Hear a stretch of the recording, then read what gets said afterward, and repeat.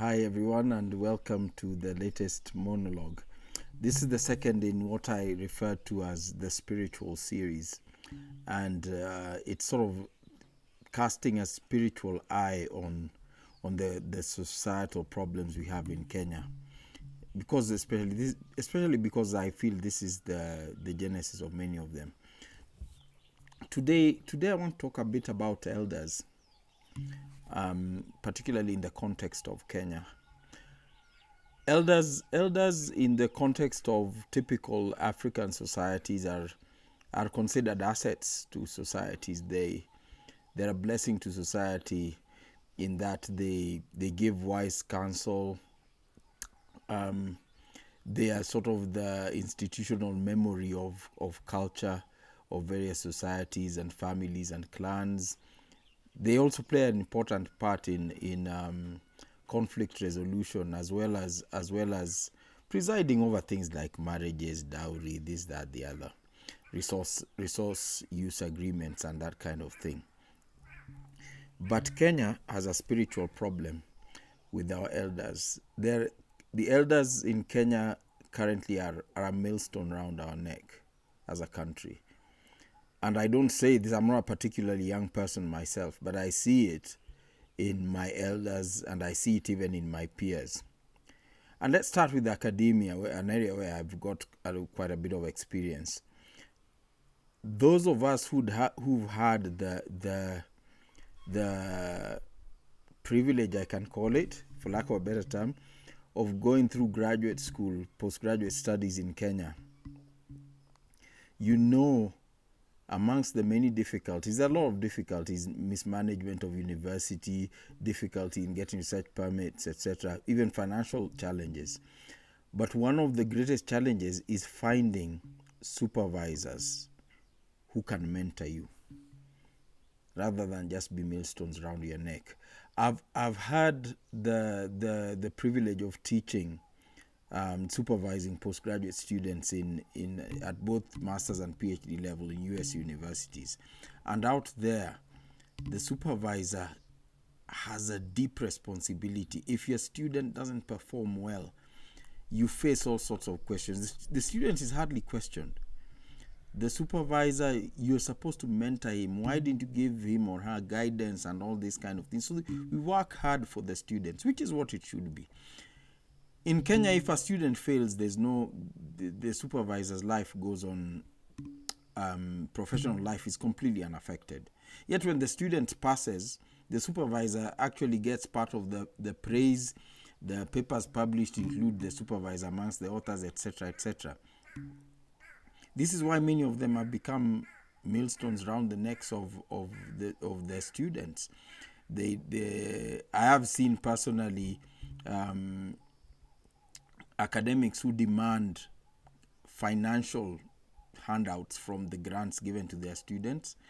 Others harass their students in all sorts of ways. I think female graduate students have their own stories about sexual harassment, etc., from mentors. It's at postgraduate level. So let's not pretend that the elders in academia are one of the worst groups. That's not to say there aren't any good ones. The good ones are there, but those who've been through academia, the good ones stand out because they are so few. Let's go again into another field that I'm well conversant with, conservation. The conservancy movement, and I've spoken a lot about this, is fraught with all sorts of legal difficulties because of spurious agreements and natural resource use and conservation and lease agreements that are all harmful to communities. If you look, there is no single agreement that does not involve the acquiescence of elders or the corruption of elders or coercion of elders. There is no way any of these charlatans can penetrate these rural societies other than through their elders. And this is one of the most tragic things, because these are societies that were strong, almost impenetrable, even during the colonial days when other societies were easily co-opted into the colonial sort of project. These were the societies that couldn't easily be co-opted because of the strength of this elder structure that they had.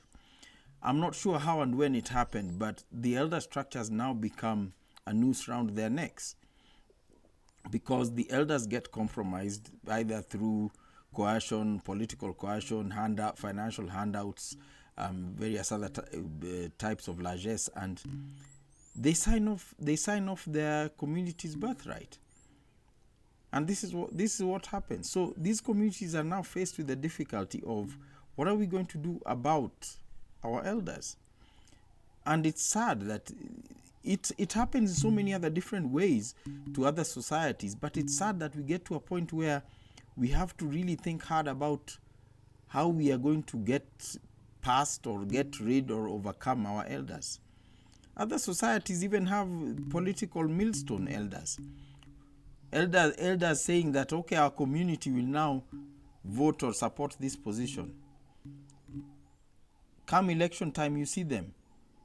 A whole slew of Kaya elders surrounding various politicians or taking various political positions.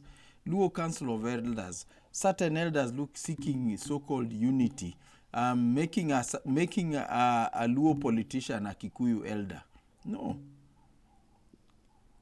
We have become what in colloquial the Luo we call Jodongaich. Loosely translated, this is elders of the stomach, or who elders who sell their eldership. And this is right across the board. Look at our labor situation in Kenya. Kenya is one of the countries with the worst labor rights, industrial rights, workers' rights situations around the world now. At the head of the Central Organization of Trade Unions is an elder who is standing in the way of all that. So rather than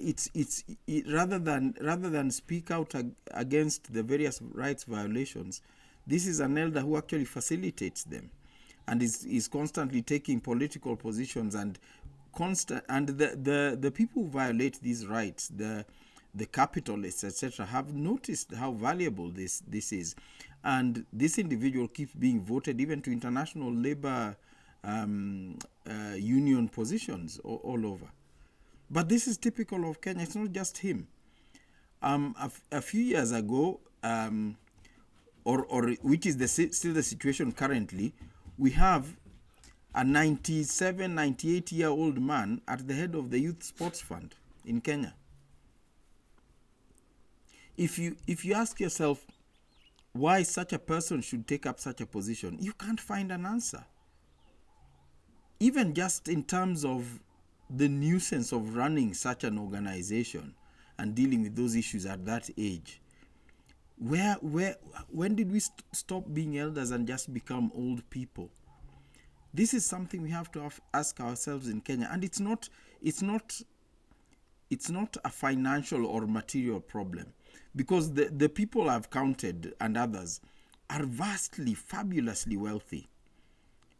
Many of them have far much more money than they can even spend in the few years they have left on this earth. So what is it? My theory is that this is a spiritual problem.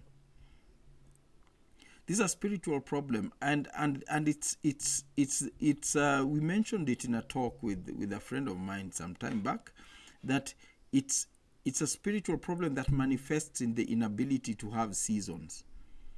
You have a child, you grow up, you're a youth, you get into the youth category soon, maybe you grow a bit older, you get into another phase of life, maybe you become a parent, you get married, you become very experienced, you become, in whatever it is you're doing, you're supposed to become something of an expert in whatever you're doing, and soon you start mentoring others, not necessarily your own child. It could be a student, it could be your brother's child, it could be any young person you do.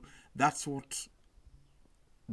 season. Then you become an elder. Now you become someone who's consulted on various things. But you realize that imperialism stroke and the capitalism that accompanied it has completely destroyed our understanding of seasons that was key to our ability as Africans to coexist and govern ourselves, and in a logical manner. when you get employed, and a short while we even had something written in law called retirement age. In Kenya, retirement age was 55 years old. I'm not sure what it is now. Um, I'm around that age. So at this point, I'm meant to remove myself from society and I don't know, go home and do I don't know what. But I'm certainly not meant to be actively involved in whatever it is my expertise is. We cannot even fathom how much human resource, how much expertise, how much experience Kenya has lost over the years by retiring people at 55 years old.